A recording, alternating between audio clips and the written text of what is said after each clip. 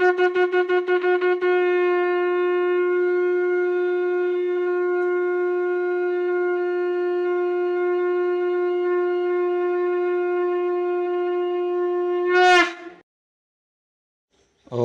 वागरथा इव सम्पृक्तौ वागरथा प्रतिपत्तये जगतः पितरौ वन्दे पार्वती परमेश्वरौ। शाम्ब सदाशिवाय नमः। गंगणपतये नमः। ग्लौं गौर्यै नमः। समस्त गुरुजनों को प्रणाम, समस्त आचार्यों को प्रणाम, समस्त इष्ट मित्रों को बहुत बहुत साधुवाद। वह हमारे साधु संत महात्मा जो रस ज्ञान रखते हैं और इसके द्वारा समाज की सेवा करते हैं, उन्हें हम कोटि कोटि प्रणाम करते हैं। काफ़ी समय हो चुका है, अपने पास समय का थोड़ा सा अभाव रहता है।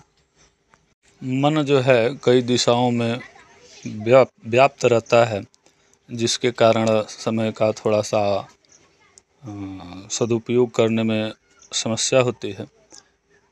काफ़ी लोग व्हाट्सएप ग्रुप जो बनाकर खेल रहे हैं, ये सब देखने के बाद ये लगता है कि क्या कहें इन लोगों को। और ऐसे भी लोग हैं जो बाकी लोगों को मूर्ख बनाते हैं। कुछ लोग पिंकी पोटास, बिक्की पोटास, पता नहीं किस किस पोटास को लेकर फालतू में लोगों को भ्रमित करते हैं और सामने वाला व्यक्ति भ्रमित हो जाता है, जबकि उससे कुछ होने वाला है नहीं।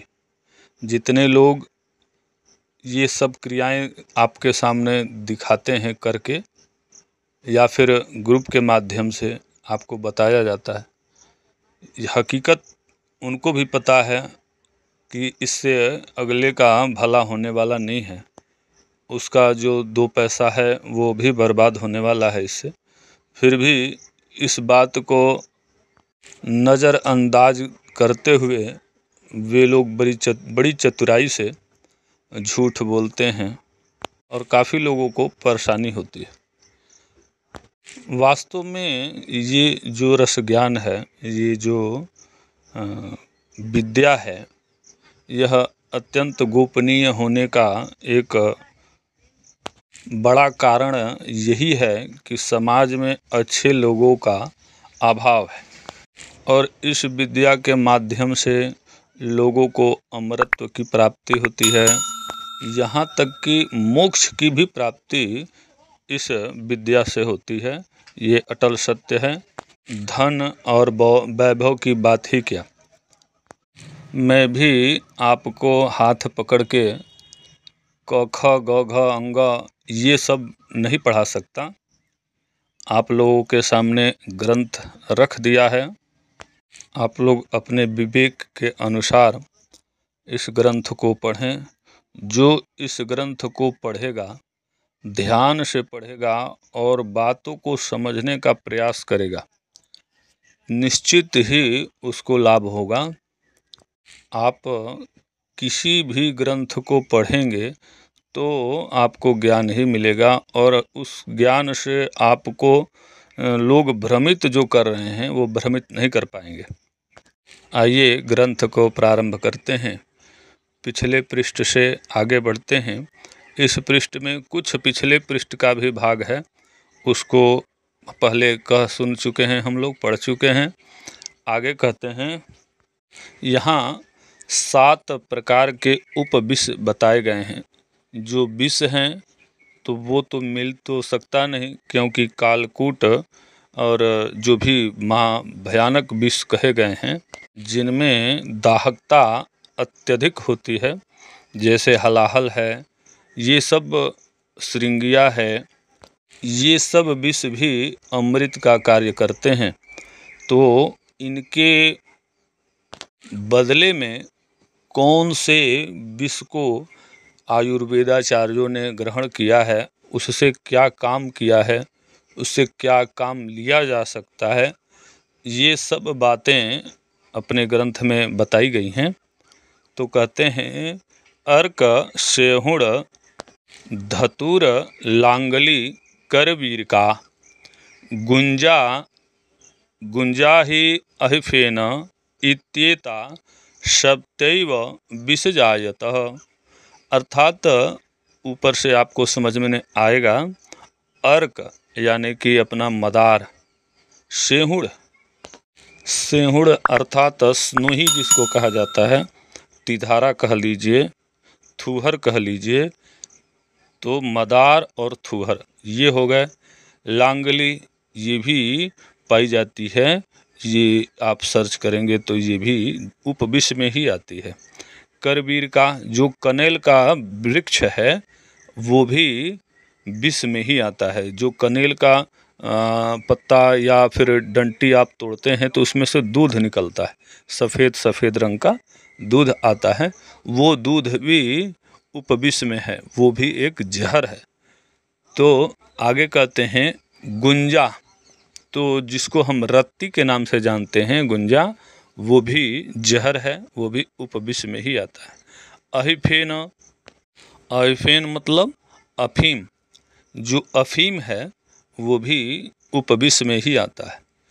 तो इत्येता सप्तैव विषजातयः, ये सारे के सारे 7 जो बताए गए हैं, विष तो अनेकों हैं, तो इनमें से ये 7 जो है प्रमुख विष बताए गए हैं। अब कहते हैं एतैर विमर्दितः सूत छिन्न पक्ष प्रजायते। बात को समझेंगे। एतैर विमर्दितः, इसमें विमर्दितः यानी कि मर्दन करने से, सूत यानी कि पारा, छिन्न पक्ष यानी कि उसका बंधन, प्रजायते, छिन्न पक्ष प्रजायते यानी कि इन औषधियों के माध्यम से पारे को अगर जो मर्दन किया जाए तो निश्चित ही पारा अपना अस्थाई होता है, इसमें कहीं भी संदेह नहीं है।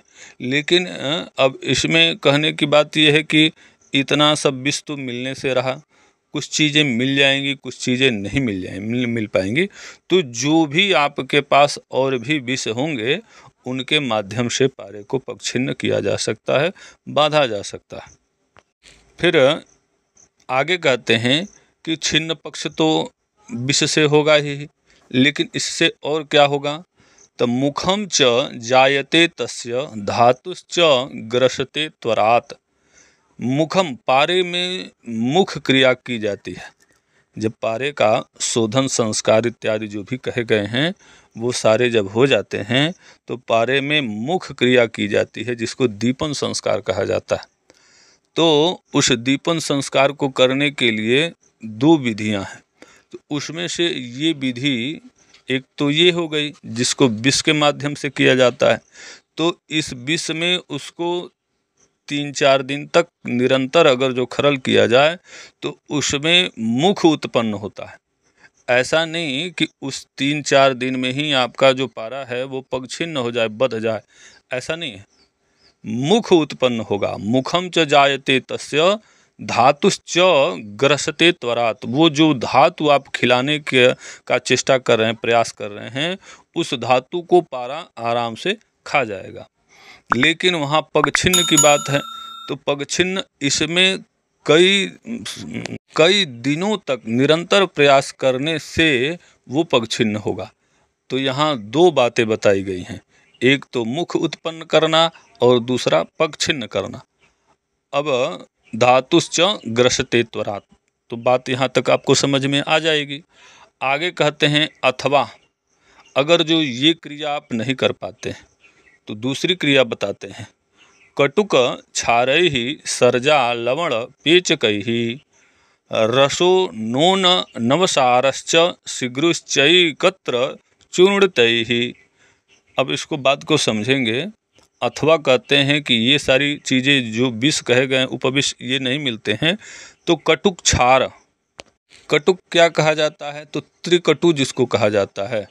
तो त्रिकटु में क्या आता है, तो सूंठ आती है, पिपली आती है और अदरक का काली मिर्च जिसको काली मिर्च कहते हैं, ये तीनों के तीनों कटुत्रय हैं। तो ये त्रिकटु हो गया।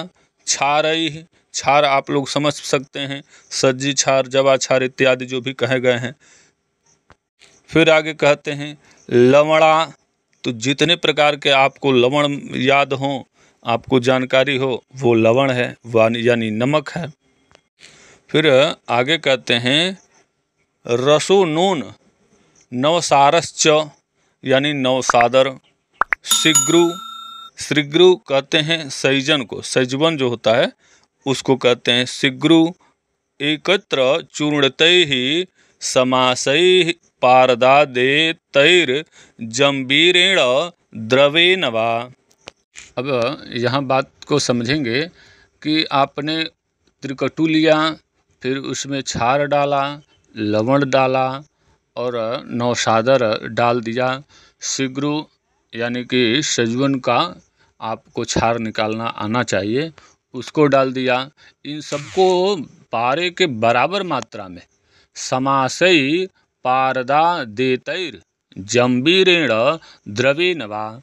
अब पारे के बराबर मात्रा में ये सारी की सारी चीज़ें लेकर जंबीरेण यानी कि जंबीरी नींबू के रस से, द्रवेण वा और नींबू तूयई कांज के वात प्रखल्वे विमर्दयेत।